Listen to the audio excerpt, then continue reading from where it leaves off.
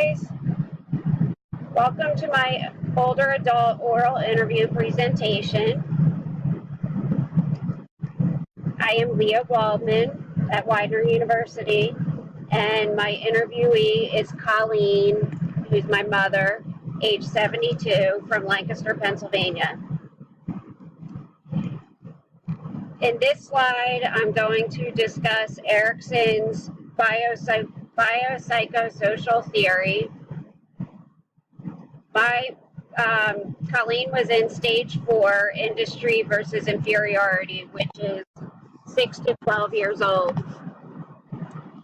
And that's where children need to be productive, need successful experiences, playing and learning, given opportunities to master tasks, find ways to succeed, and that will lead to industrious lives. Repeated failures lead to inferiority, and inferiority will lessen chances of future success.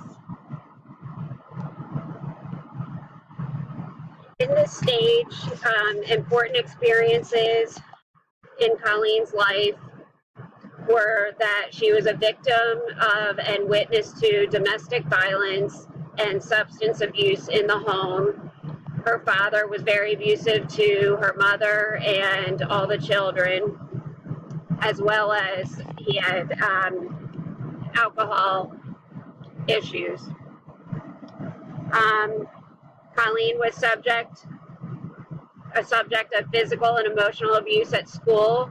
She was hit with rulers on her hands, among other things, and forced to stand in trash cans as punishment. Colleen had physical illness when she suffered from rheumatic fever and was hospitalized for months. She had an auto accident when she was hit by a car crossing the street and suffered a fractured skull. Some good experiences were walking to the gas station with her sister and friends and going to buy penny candy. Overnights with her maternal grandmother, which were fun, really fun for her, and Girl Scouts, where she earned badges through her local troop, especially for being patriotic and a member of the Catholic Church.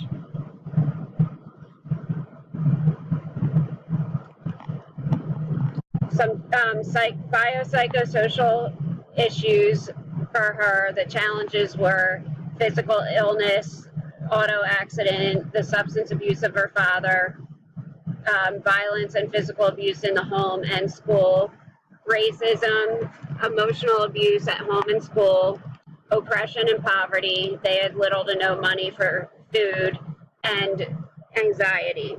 Those were all led to inferiority.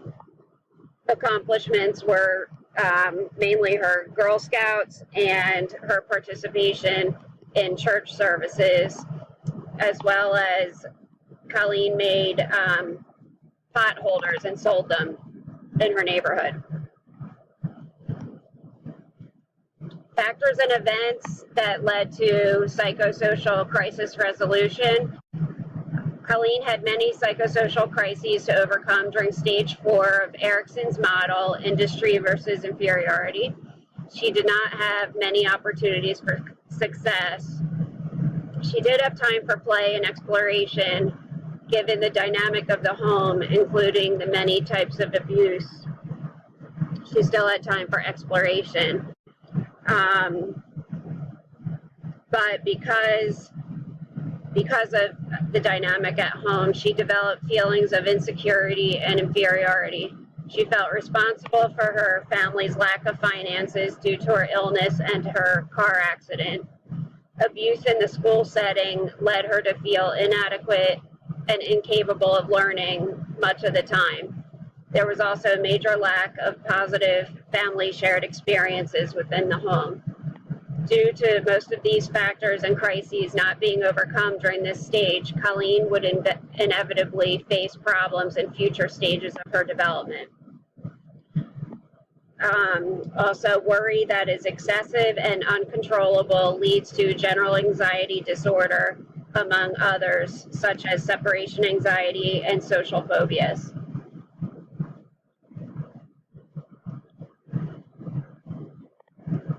Biopsychosocial factors and events for Colleen were education, which involved the corporal punishment at school and lack of positive reinforcement. So Colleen developed feelings of failure that inhibited her. Religion, the Catholic Church taught Colleen that their church was the only church, and going to any other church was actually a sin. That inhibited her. However, the church gave the family a safe place and a feeling of belonging. This facilitated Colleen. Social class, the family was blue collar, working class. Due to the substance abuse and gambling of her father, the family lived at poverty level and having to move many times from home to home, causing instability. This inhibited her.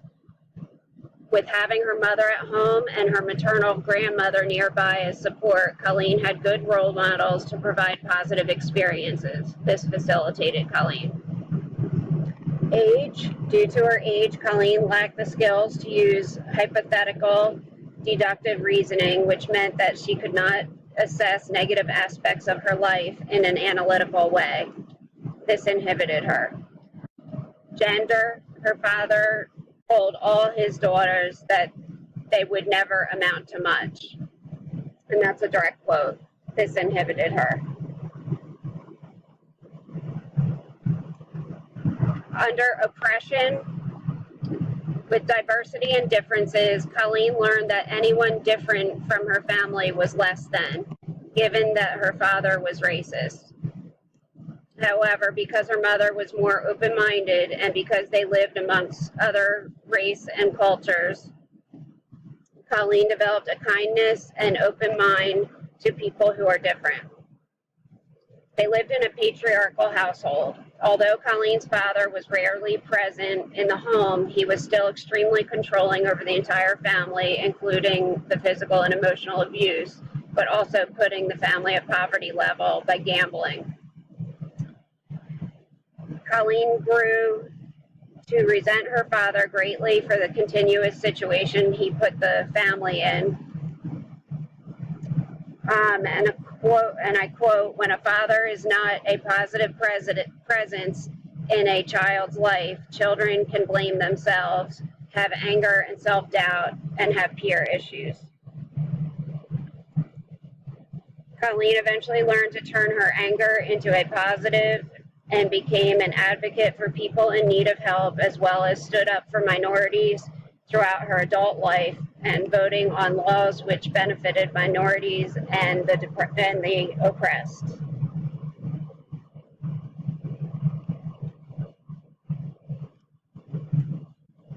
When looking at Colleen's life through a multi-systems lens, looking at her family,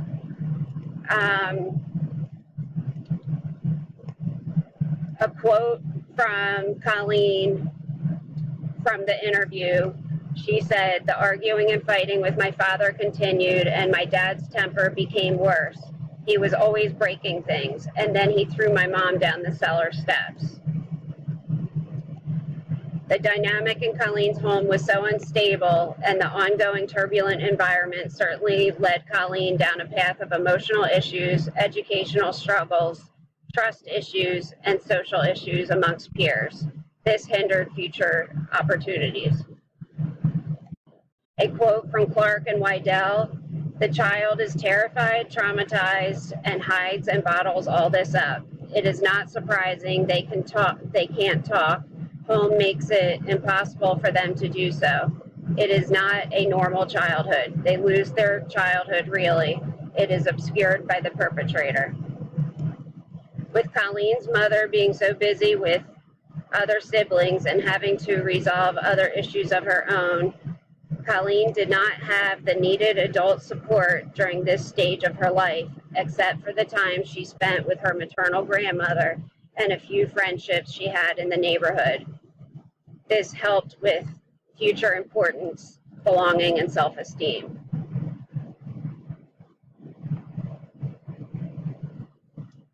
Also, through the multi-systems lens under school and education, Colleen stated that school was a scary place for her, and she often was not supported by her teachers. To the contrary, she was punished physically and emotionally when she did not perform in the way staff felt was necessary. Colleen was so fearful that she urinated in her pants.